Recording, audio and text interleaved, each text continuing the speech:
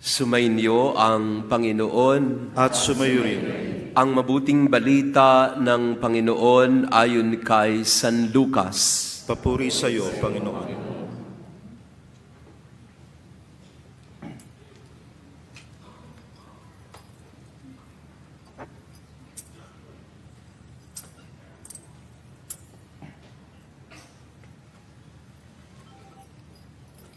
Noong panahong iyon, isinaysay ni Jesus ang isang talinhaga upang ituro sa mga alagad na dapat silang manalangin lagi at huwag manghinawa.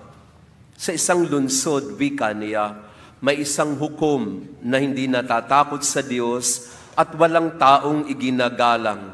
Sa lungsod ding iyon ay may isang babaeng balo na punta ng punta sa hukom at humihingi ng katarungan. Tinanggihan siya ng hukom sa loob ng ilang panahon, ngunit nang malaunan ay nasabi nito sa sarili, "Bagamat hindi ako natatakot sa Diyos ni gumagalang kanino man, igagawad ko na ang katarungang hinihingi ng babaeng ito sapagat lagi niya akong ginagambala. Baka pa ako mainis sa kapaparito niya."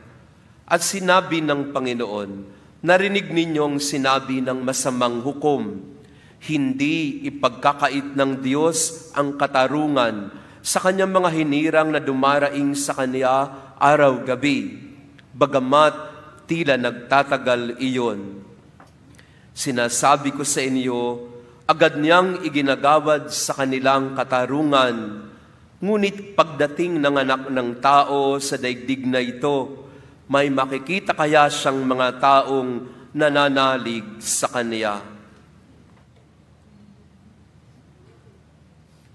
Ang mabuting balita ng ating kaligtasan. Pinupuri ka namin, Panginoong Hesukristo. Tayo po ay magsiupo. Magandang hapon sa inyong lahat, mga kapatid. Pakibati nga ng magandang hapon din ang ating mga kasama. Good afternoon sa ating lahat. Ako po si Father Jason, sabi nga po ni Father Troy, at ako po ay inimbitahan po ninyo para mamuno o manguna sa ating retreat na gagawin. And lahat po kayo imbitado sa ating pong Misyong Pilipino 2025. At siguro ibibigay sa inyo o alam nyo na ang schedule natin dito sa simbahan. Mamaya o bukas, ako po ay pupunta muna sa Musafa at sa iba pang mga lugar bago po dito sa inyo. Ako po ay taga Paco, Maynila. Ang akin pong simbahan doon ay Santa Maria Goretti Parish sa may malapit lang po ako sa yung MPD, yung mga pulis. Ayan, tsaka yung Adamson. Pamilyar po kayo sa lugar na yon? Ayan, malapit po sa Taft. Ang aming pong lugar ay 30 minutes lang ay bahana ho. No? Magaling kasi ang mga flood control project sa Pilipinas. Pero ako po'y tubong Bicol. Bicolano po ako at taga Sorsogon. Kapitbahay ko po sa Chis Escudero. Natutuwa po ako na maging bahagi ng inyong Misyong Pilipino at linggong ito na World Mission Sunday. At tamang-tama po yung ating mga pagbasa. Tungkol po ito sa panalangin. Panalangin hindi nanghihinawa. Panalangin na hindi magsasawa, mapapagod. Pakitingnan nga ang katabi mo. Pagod na ba siya? Mukha bang pagod? Sino po sa inyo ang pagod na? Sabi nga ni Catherine Bernardo sa isang pelikula, pagod na pagod na pagod na pagod na pagod na ako. Pakitingnan ng katabi natin. Sabihin mo sa kanya, pagod na pagod na pagod na pagod ka na ba? Marami sa atin ay pagod na. Hindi lang ho sa buhay, kung hindi pagod na rin hong manalangin. Dahil sa kalalapit, kaluluhod, kalalakad pa ng nakaluhod, marami na nga hong kalyo ang ating braso at tuhod, pero wala din namang nangyayari. Ganyan po ba ang inyong karanasan? Kung ganyan po ang inyong karanasan ngayon, kung wala pang answered prayer, then this homily is for you. And this gospel, itong mga pagbasa ngayon, ay malinaw na sinasabi sa iyo, huwag kang mapagod. Sabihin nga natin sa katabi natin, huwag kang mapagod, walang mapapagod. Hindi tayo dapat mapagod. At kung sakali mang mapagod, sabi sa ating unang pagbasa, anong ginawa ni Moises? Nung napagod na siya sa katataas ng kanyang kamay, sa kahawak ng tungkod, dahil pagka tinataas ang tungkod, nananalo ang mga Israelita. Pag napagod siya at binababa ang tungkod, natatalo sila.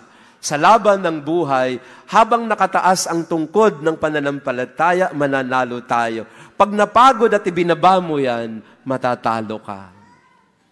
Kaya pag napagod, anong ginawa ni Moises sa unang pagbasa na dapat din natin gawin sa ating panahon ngayon? Pag napagod at hindi mo na kayang itaas ang kamay sa panalangin, anong gagawin mo? Kakayanin mo? Hindi. Hindi mo kakayaning mag-isa yan. Maghanap ka ng Aaron at Hur na tutukod, na hahawak ng dalawang braso't kamay mo. Hindi mo kayang mag-isa yan. Kailangang humanap ka rin ng magtataas ng kamay mo. Amen. Pakitingnan ng katabi mo, siya ba ang tutukod?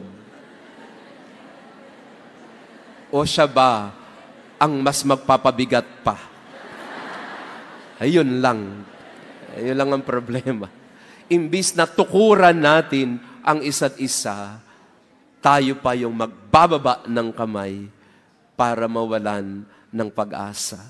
Tanong, sa unang pagbasa pa lang ito, ang malinaw na tanong sa atin ay, ikaw ba'y tukod o ikaw ba'y pabigat sa mga pinanghihinaan na sa kanilang pananampalataya?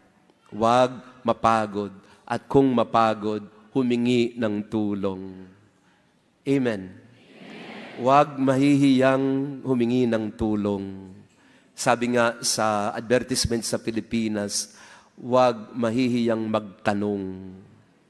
May right med dyan.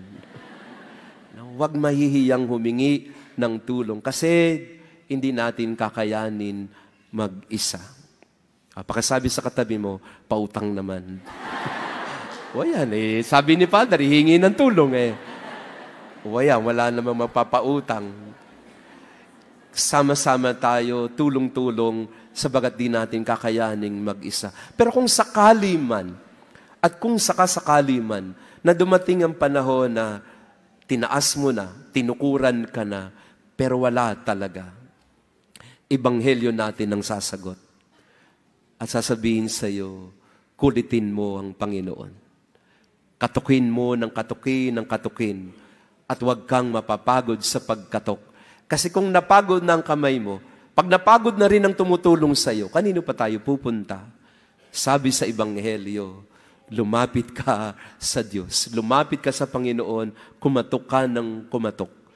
At darating ang panahon na ikaw din ay mapagbubuksan. Amen. Question, tanong. Wala pa ba yung answered prayer? Ang sagot ng Panginoon ay, katok ka pa ulit. May nareceive ho akong mensahe kanina, imported ang mensaheng ito kasi galing sa Pilipinas. At ang sabi sa akin, Father, ang ganda ng gospel ngayon, gusto ko lang i-share sa inyo. Ang ganda naman ng mensahe niya, and gusto ko ring ibahagi sa inyo. Sabi ng kapwa-pari ko po ito, sabi niya, Father, i-share mo sa kanila habang nasa Abu Dhabi ka. Itong prayer na ito, o quotation na ito. Ang sabi niya, when God says yes to your prayer, it is something good for you. When God says maybe to your prayer, He is reserving something better for you. But when God says no to your prayers, He is saving the best for last. Amen. Huwag mapagod. Pag sabi ng Diyos na oo, maganda sa'yo yan. Pag sinabi niya na medyo, naghahanap pa siya ng mas maayos. Pero pag sinabi niyang hindi, ang ginagawa ng Diyos ay humahanap siya ng pinakamabuti para sa iyo. He is saving the best for you. Maniwala kayo doon. Bakit? Nakita ko na yan maraming beses. Isa pong parishioner ko, dumapit po sa akin, sabi niya, Father, okay lang po ba kayo ang magkasal sa aming mag-asawa? Sabi ko, of course, it's my honor and my joy to preside. No? Gusto ko, saan po kayo magpapakasal? Sabi niya, Father, hindi dito po sa parokya natin, sa Batangas po. Gusto namin, so dun ho sa simbahan na mahaba yung lalakaran, sa Taal.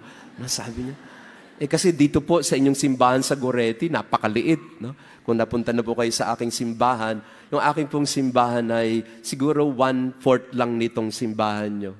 No, maliit na maliit. Sabi, sige, papupuntahin mo pa talaga ako sa Taal. Di okay lang.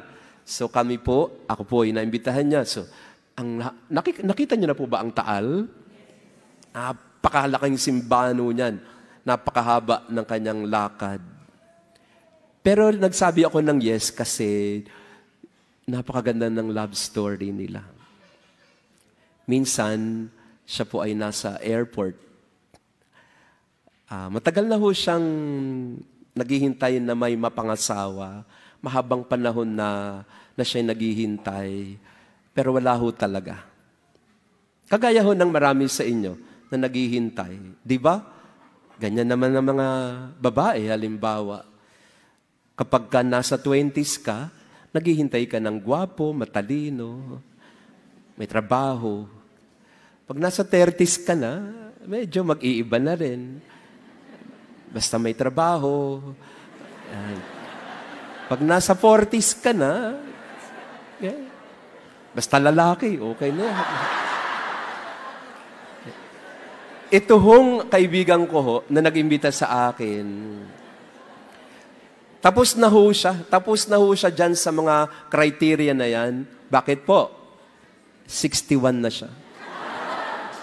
Tapos na siya sa gwapo, matalino, may trabaho. Wala siya. Wala na siyang hinihingi. Wala na siyang hinihintay. Minsan, nasa airport siya. May nakatabi siya. Nagkatinginan sila. Nagkakwentuhan. Tapos galit ng galit yung nakatabi niya kasi na-delay yung flight nung nakatabi niya. Galit na galit. Siya naman ho, mahabaging nanay. O hindi nga siya nanay. Mahabagin siyang Pilipina. Dalagang Pilipina. At sabi niya sa katabi niya, it's okay. Be patient. No? So, inamo-amo niya. Yung katabi niya ho, Croatian. No? Siya Pilipina, 61 years old. Ang katabi niya, Croatian, 70 years old. So, nagkakwentuhan hanggang sa nagkapareho sila ng flight. So, nung na-delay, nagsabay sa flight, nagkatabi sa upuan. Pagdating ng New York, sila na. Hindi niya na pinakawalan, no? At pagbalik ng Pilipinas, kasalan na agad. Sabi niya, Father, hihintayin ko pa ba yung 1 taon? Malay mo, wala na ako rito ngayon. That was my best wedding ever.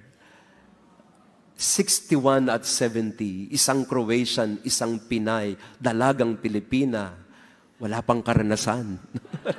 Ang sabi ko sa kanya, mapalad ka talaga. Bukod kang pinagpala sa babaeng lahat. Nakahanap ka pa.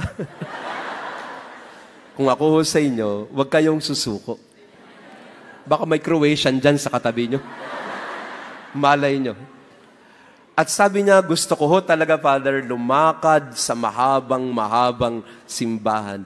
Kasi gusto niyang sabihin na ang haba-haba ng panahon na ako'y naghintay sa altar din pala hahantong.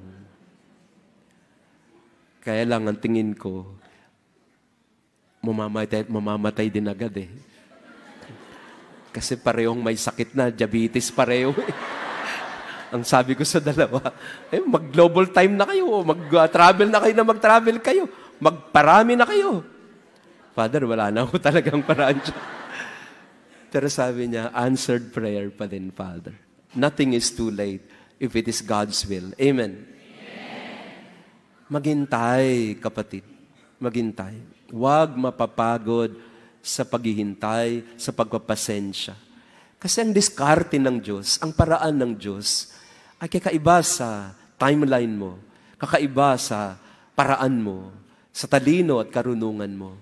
Iba ang Diyos kumilos, iba ang Diyos gumalaw sa ating buhay.